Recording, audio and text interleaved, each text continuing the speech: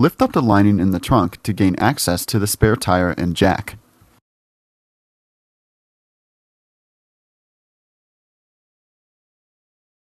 Remove the jack from the vehicle.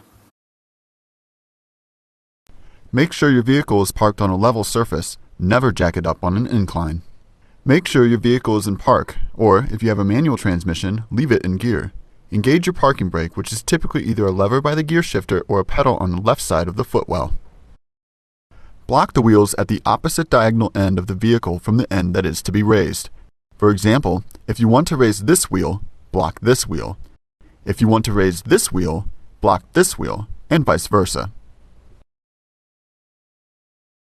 Loosen the lug nuts by turning them counterclockwise, but don't remove them completely. You'll probably need to kick or stand on the lug nut wrench to loosen the lug nuts. Locate the jack points on your vehicle. These are points on the frame where it is safe to raise your vehicle and can typically be found in the roadside emergencies or maintenance section of your owner's manual. Remove the components of the jack kit.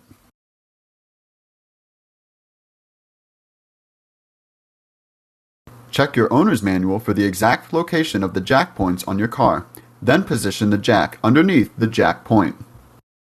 Turn the knob clockwise to engage the jack.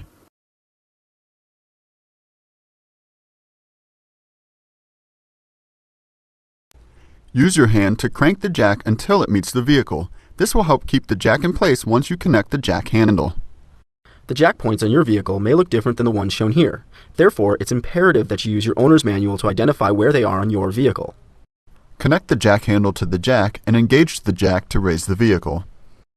As you raise the vehicle, you may hear squeaks coming from the jack as it settles. This is normal.